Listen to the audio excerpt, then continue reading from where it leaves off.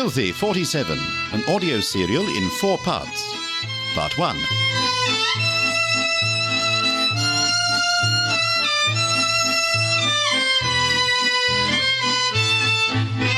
London, 1947.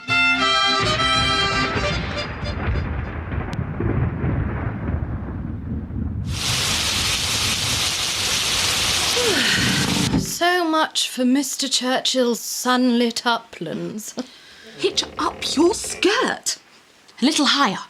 Call that a skirt? It's not fit for a scarecrow. Make do and mend. When will it ever end? Oh, do stop fidgeting, Joyce, can't you? Well, you try lounging seductively and thrusting out your chest for hours at a stretch in a draughty little attic flat in Cricklewood. Or Montmartre, for that matter. No picnic posing for paintings, Kay, believe me. There. Now you can get up. We'll finish it off tomorrow.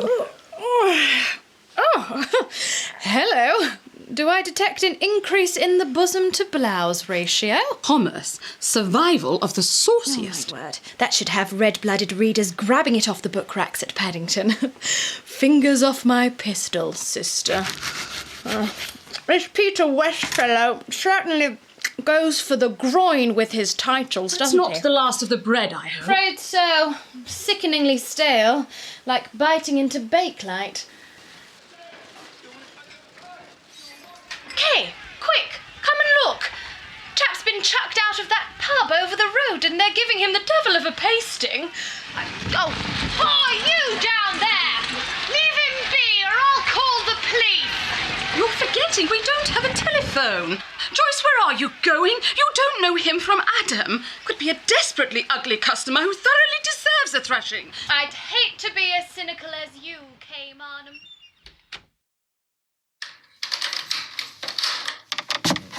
Better get these wet clothes off him or he'll wake up with pneumonia.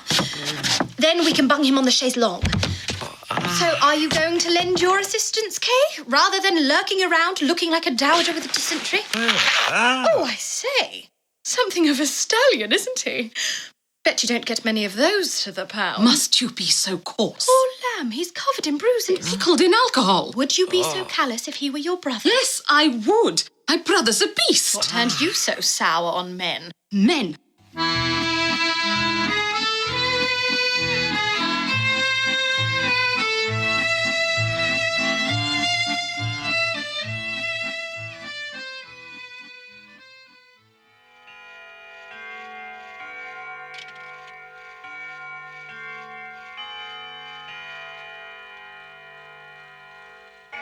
Here is the BBC News, and this is Danvers Nettlefold reading it. The floods, widespread and severe, which have made 1947 a year for the record books, finally appear to show signs of abating. Say, Trapsley, what's keeping the goddamn kraut? That's our man now, I think you'll find. If you care to come over here by the French windows, Mr. Murchison, you should be able to see the parachute descend. Thank goodness the rain has stopped. Yes, there he is. That's right, men. Use the torches. Shine them upwards. Guide him down. Center of the courtyard. All these footmen of yours, you always have them rigged out in that crazy livery? Most certainly. As long as there's been a Thrapsley at Thrapsley Hall. I mean, allow decorum to lapse, and before one knows it, the slippery slope to anarchy beckons. Ah, here he comes. Red in the sky. Shepherd's pie. Mr. P. Wendell Murchison, late of the U.S. State Department. Hauptsturmführer Walter Kessler. How was your journey, Herr Hauptsturmführer? I have no cause for complaint, Sir Reginald. East Anglia is hardly the Eastern Front. Hand over that formula, and you and your Nazi pals have your amnesty. Gonna take more than just atom bombs to rid the world of that ugly red rash. Russia, China, India next. The way things are looking. Wouldn't stand for any of that up the workers' codswallop here in Thrapsley. Socialised medicine. Healthcare from cradle to grave for the great unwashed. Not only does it go against the natural order, who'll end up footing the bill? Our descendants, that's who. They'll curse us all, and quite rightly too, if we don't prevent those Lilliputian Labourites from undermining the vigour of the race with all this namby-pamby nennying. You said it, my friend. Medicine's a business, same as any other business. And government has no business butting in. Hear, hear! Ask any quack worth his liver salt. But one thing puzzles me, Hessler. Kessler. Why do you Krauts never use that idio-what's-this? Idiocy. A nerve agent formulated to target degenerate brains vulnerable to Bolshevist influence. In 1936, Professors Vollbrecht and Pohl theorized that political leanings have a physiological basis. Sure, we get the picture. A gas with God on its side. Yes, quite. Only in the very last days of the war was the weapon perfected. But the factory was bombed and the research team killed before idiothing could be produced in any quantity. And the formula lost. Or so it was believed. Rather misguided fellow, that Führer of yours, Kessler. Spot on, though, in identifying the true enemy as Judeo-Bolshevism. No use tackling the one without What the other. you're saying is, Trapsley, old boy, these wine ribs and Finkelsteins are bushwhacking you limeys in Palestine. We're well aware of plots to assassinate members of His Majesty's government. In fact, you'll read about the latest in the papers once it's been, successfully carried out. An admirable plan, Sir Reginald. Permit the Zionists to eliminate your socialist cabinet and bring down condemnation upon themselves. Then it's merely a matter of putting Winston back in Downing Street and using idiothing to settle the Soviets' act. And Churchill is still in the dark about this? As yet, but Winston's long been advocating a tougher line against Russia. Faced with a fait accompli, he'll seize the day, no doubt. All fine and dandy. But how do we know this anti-commie gas is the real McCoy? Well, Heine? Please, my name is Kessler. As a matter of fact, Herr Murchison, I came prepared for your skepticism. I understand that, like your President Truman, you are from Missouri, known as the Show Me State. Darn right, mister. This small canister contains a trial sample recovered from the ruins. When I remove the stopper...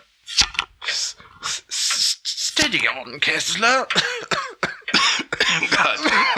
God damn. What have we, any of us, to fear? Observe, our political convictions render us immune. Son of... Here, sir. Have some of this excellent cognac. It's guaranteed to calm the nerves. Kessler, that was rather naughty of you. But at least all three of us can be proud to have emerged with flying colours. Dinner will be served directly, Reggie. Ah, thank you, Muriel. Oh, and if you would please forgive my small joke, the canister is in fact my inhaler. I suffer from asthma. Well, by Jove, you're a character, Kessler. I'll grant you that. No crazy Kraut's gonna make a monkey out of me. Please, Mr. Murchison, put away that derringer. Bump off Herr Kessler, and we shan't get our idiocy. Well, tell this wiseacre war criminal to quit needling me. Sir Reginald, please inform Herr Murchison that my name is Kessler, not Hessler, not Heine, not Kraut, and not Fritz. Kessler. Whatever. Kessler. Go win yourself a war bub. That's when you get to pick the names. Until then, you'll be Heine. And like it. Gentlemen, please. When we fight among ourselves, we play straight into the hands of Marshal Stalin.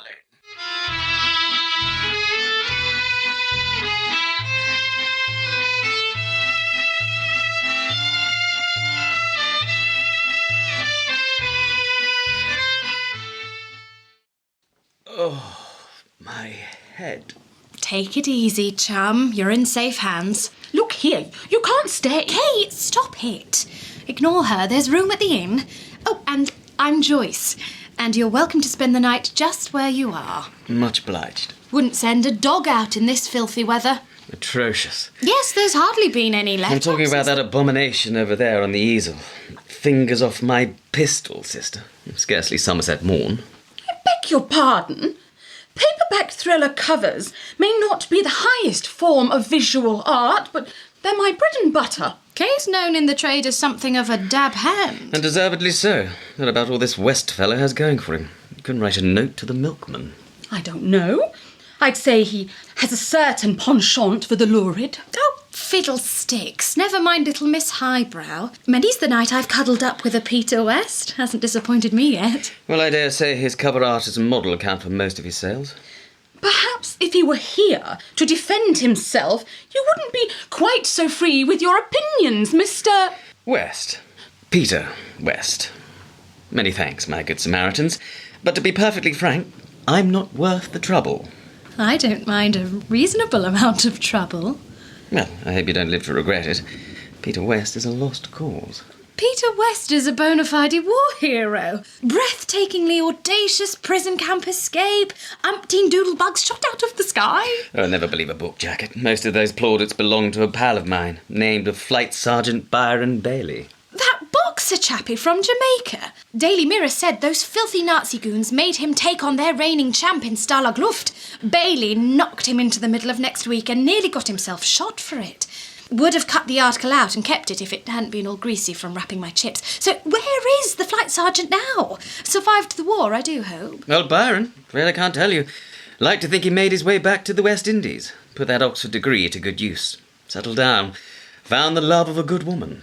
So, let me guess, there you were, enjoying a quiet drink in the pub when some damn fool disparaged your pal. You sprang to his defence but found yourself outnumbered. Sorry to disappoint you, old girl, but I propositioned another fellow's lady friend.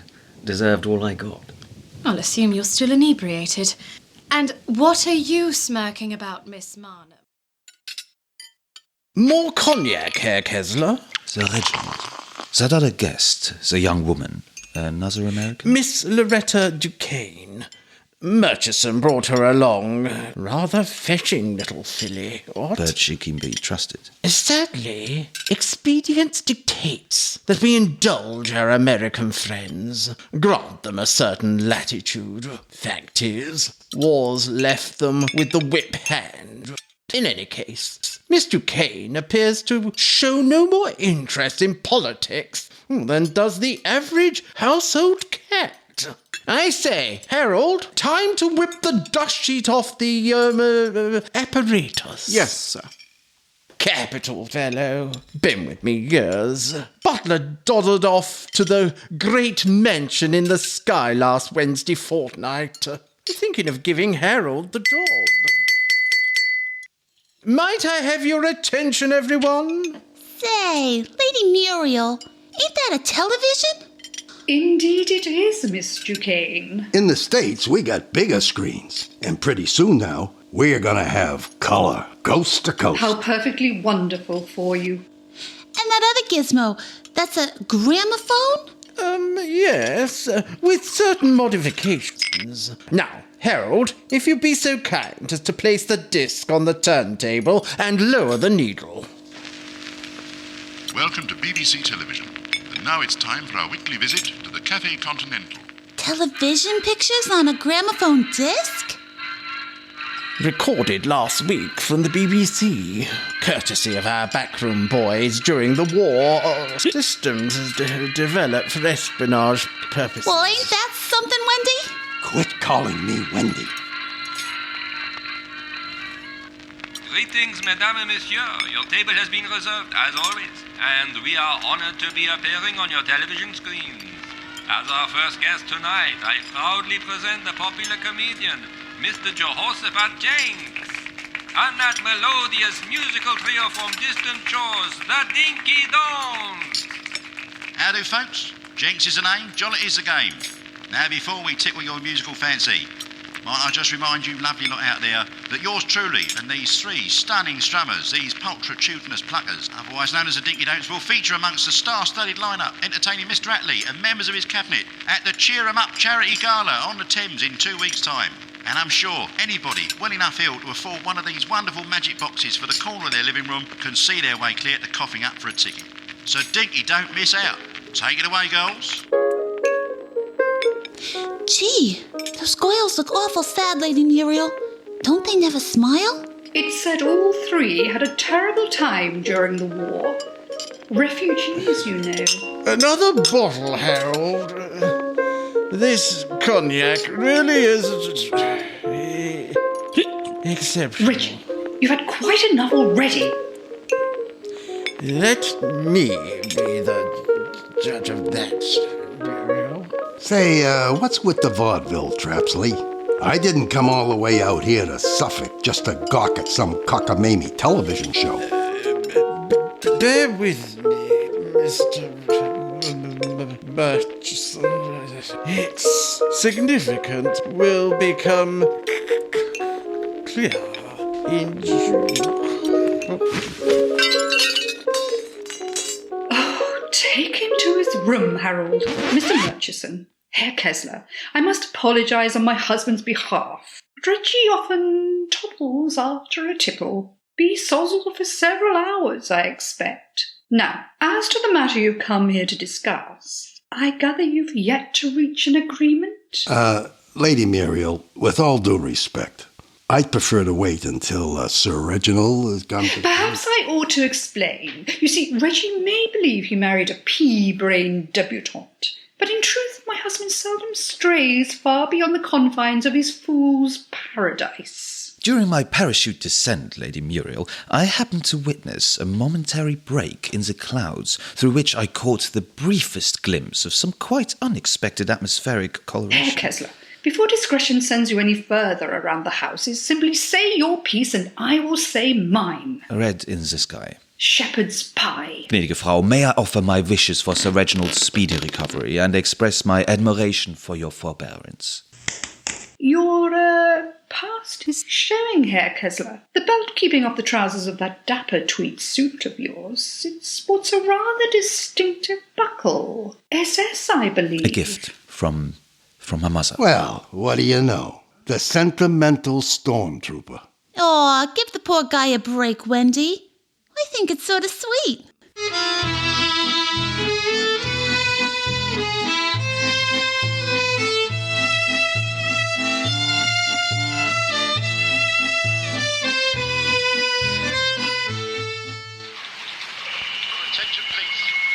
Attention, please. All residents must immediately evacuate. An unexploded bomb has been found in the fireplace at Oh, for pity's sake. Yes, thank you very much, Mr. West. Come on, Joyce. Joyce.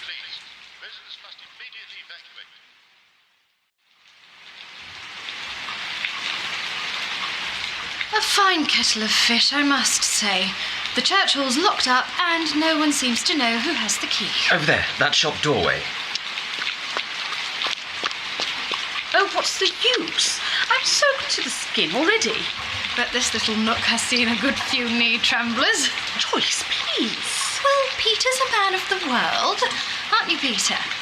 Putting a brave face on it is all very well, but might I remind you that number 53 is right next door, and we had no time to bring anything with us. If the bomb goes off, that's my entire livelihood upended.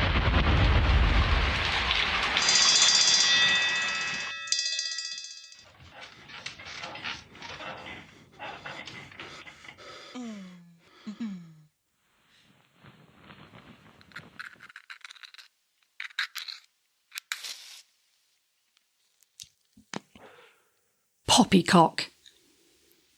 I beg your pardon, Lady Muriel. Idiothene. Pure poppycock. Taradiddle. Piffle. There is no such thing as a nerve gas that only kills communists. Lady Muriel, I assure you... Herr Kessler, please do not insult me. Reggie and Mr. Murchison may have succumbed to wishful thinking, but some of us are perfectly capable as our transatlantic cousins so trenchantly put it, of distinguishing shit from shinola. Now let's not beat about the bush. You're hoping to avenge your Führer by setting west against east, while I should like nothing better than to see this confounded country of mine punished for its idiocy, throwing away the empire and condemning itself to shrivel pitifully in a descending spiral of socialism. So you see, Herr Kessler, your little secret is safe. And now I must go. Our brief liaison was most enjoyable, but I shouldn't want to be keeping you up all night.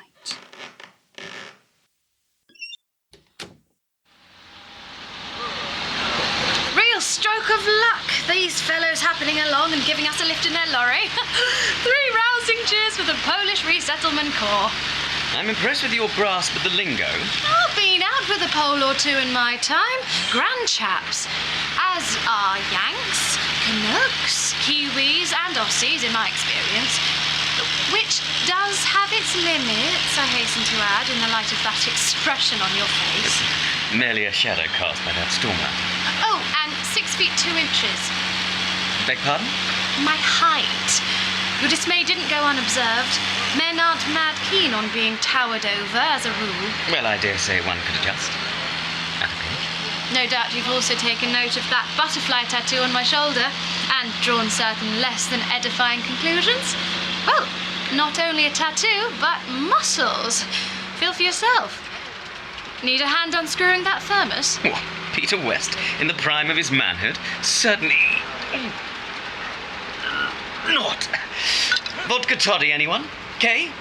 You look as though you could do with a hefty tot or two. Chin up, old girl. Worse things happen at sea. Expect they do.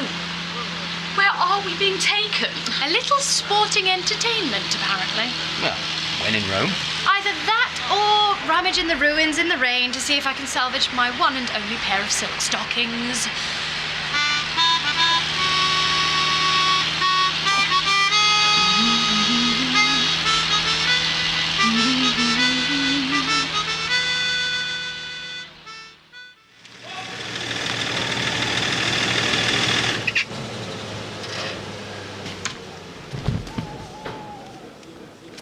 Many thanks, comrades. Apparently, if we mosey on over to that Nissen hut yonder and ask politely, someone might be kind enough to kit us out with dry duds. Can't guarantee they'll be natty, but gift horses and all that. Khaki trousers, sweaters, and clumping great boots. Oh, it's just like being back in the land army. Ugh, don't remind me. Ah, the noble art of pugilism. I'd put my money on the dark-skinned chappie. Appears to be bashing 7 bells out of that other fellow. And there we go! It's a knockout! Well, I'll be... Peter, are you telling me that's... I'd know that right hook anywhere.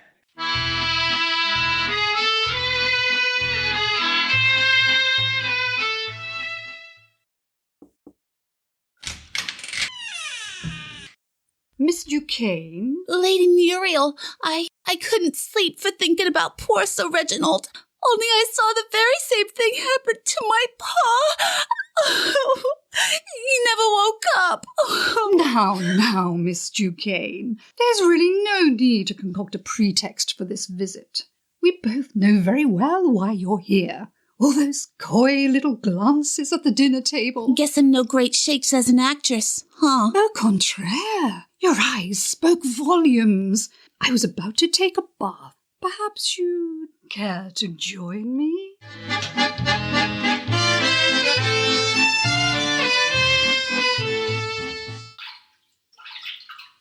And how long have you been working for Mr. Murchison? A couple of weeks is all. Met in the American bar at the Savoy. You know how it is, Lady M. A girl's gotta live, and I've known worse than Wendy. You see, now me, I'm more of an oyster kind of girl. But times get lean. I get hungry, and I can't afford to turn my nose up at a snail, if you know what I'm saying. Peter, my good friend, it's been a long time. So you're an off or no? Of sorts. Keeps the wolf from the door. And you, Byron, old chum, staving off starvation with your fists, I see. Oh, and meet Joyce and Kay. Ministering angels, they're both of them. Enchanted. There you go, BB. Minus my percentage. Mr. Sidney, what would I do without your shrewd management? So where next will Providence direct me? Watford, 2 nights' time. Sergeant in the Transport Corps. Sodding great git, if you'll pardon me, Francais, but moves like a tortoise in treacle. Then now else lined up till next week. Why not grab yourself some sea air? Brighton, know a landlady, bang on the front. Cosmopolitan, shall we say. Does a very nice plate of wooden pie and mutton rashers. Anyhow, BB, pleased to meet you, pals. Now I've got to nip off and see a check about a check. Looks like all of you three could use some shut-eye. That nice chap in the Nissen hut said he could kit us out with American sleeping bags for $1 apiece. Here, Peter. Never did settle that old poker debt. Many thanks, old fella. Much appreciated.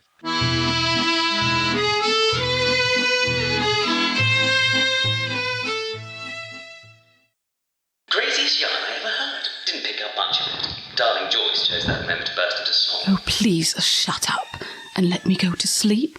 Why did you have to choose my ventilation grill to hang around? What those two poles in the back of the truck were saying, we're planning to do the dirty on our Russian chums. Twist their arms till they turn and trot off home. Easier said than done. Not only that, but they're aiming to put Churchill back in the driving seat. A certain P. Wendell Murchison. Name rings a bell. That fellow Truman kicked out of the State Department a while back for warmongering. Ah, yes. Big, bluff, Wallace Beery type. Goes around in a cowboy hat. Still like to keep up with the news, I see. Citizens' responsibility, Peter. Anyway, seems this Murchison had dinner last week with some top brass from the Polish government in exile. Brother of one of these chaps in the truck dished up the grub. Table talk was all about Nazi nerve gas that only killed communists. And pigs saw like Spitfire. My sentiments exactly, Byron, old chum. Point is, there's a germ of a fairly decent thriller plot in there somewhere. And boy, do I need one. I was out of ideas till I heard those two poles nattering away. Out of ideas? Maybe. Out of luck? No. Joyce and Kay, you mean? Oh, I'm head over heels. Don't ask me to choose. You flatter yourself, Peter West. I'm famished. Let's see if there's any breakfast going.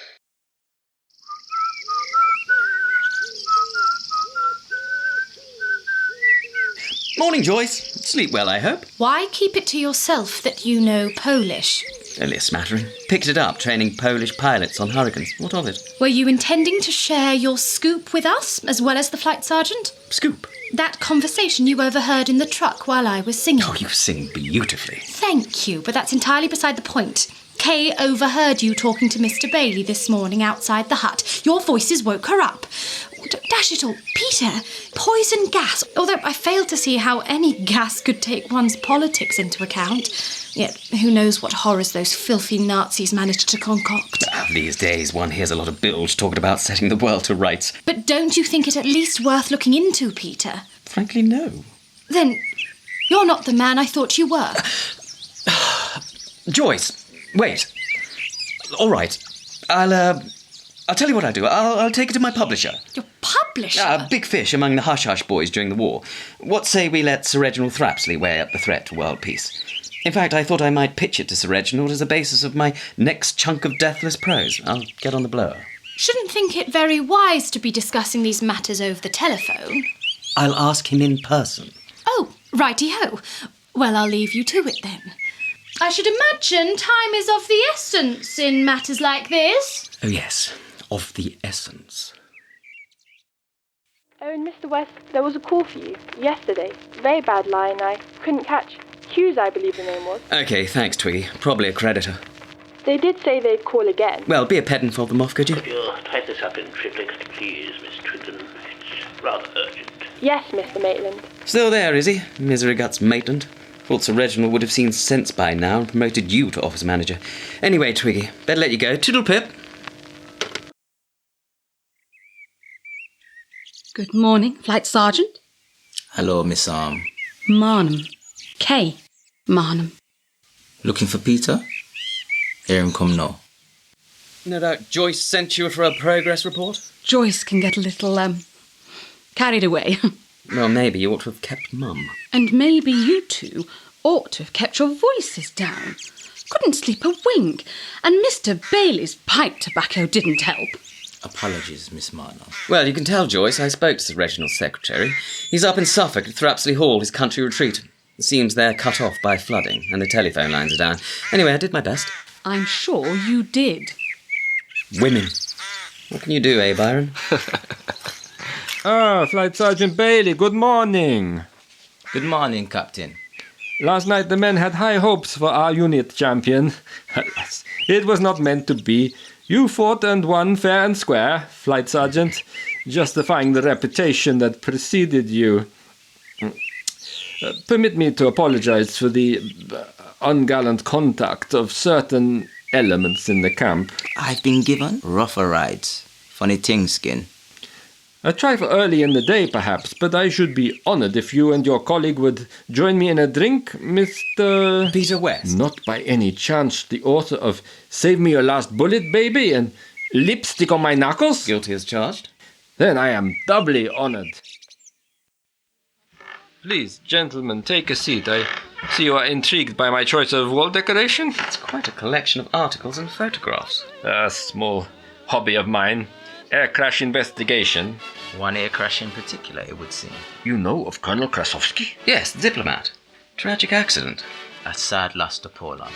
To the world. An accident, perhaps, although with many questions unanswered. A voice silenced, all too conveniently for those who do not wish to hear. But gentlemen, the occasion calls for somewhat lighter topics, no? Nastrovie. To your good health, Captain. Down the hatch. So tell me, Mr. West, your next book. What dastardly new plot will your detective hero struggle valiantly to foil? Well, let's just say he stumbles upon a sinister international conspiracy. Conspiracy? Of what nature? A plot to drive the Red Army out of Poland. But the Allies would be vastly outnumbered on the battlefield. Nazi nerve gas. Only kills communists. Yes, I know. Laughably far-fetched. I see the weather has improved somewhat, although I do not recall witnessing one of those picturesque sunsets which bodes well for the following day, according to your proverb, red in the You sky... mean red sky at night? Shepherd's delight? Red sky in the morning, shepherd's warning. Gentlemen, all 6 chambers are loaded, and I came joint 7th in the Polish National Pistol Shooting Championship of 1938. I would therefore strongly advise you to remain seated. I'd scoot up there to Suffolk myself, only it's bound to carry more weight coming from Peter. Joyce, don't you think you're taking this just a smidge too seriously? And anyway, I told you, they're cut off by flooding. You didn't see the duck out there? I don't recall spotting any wildlife. DUKW, silly amphibious trap. Hello? Oh, something's afoot. A soldier with a Sten gun's just gone in that hut over there. And another one's coming this way. You answer it, Kay. I'll hide behind this curtain. But go on, no time to argue. You, arrest, come, me with now. Prefer not to, old chum. Kay, open that cupboard. We'll dump him in. Here, grab his gun. Joyce, have you taken leave of your senses? Kay, come to yours. Wouldn't surprise me if they're holding Peter and the flight sergeant. As my form tutor, Miss Whitchurch, used to say, there are times when one must grasp the bull firmly by the horns. Oh, hope we shan't be needing to back up our argument with bullets, but one never knows. Don't be absurd. This is Tring, not Tobruk.